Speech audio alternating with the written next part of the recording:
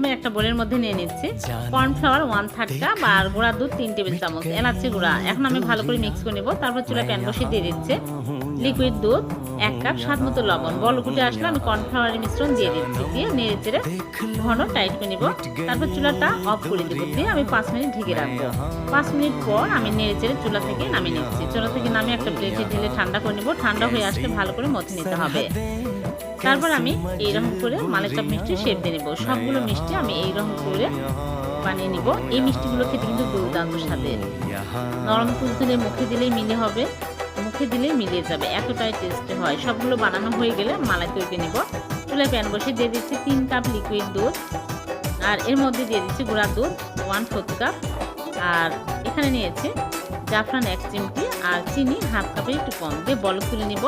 তারপরে মালাই চাপগুলো দিয়ে দিচ্ছি, দিয়ে আমি 5 মিনিট ঢেকে জাল করব। 5 মিনিট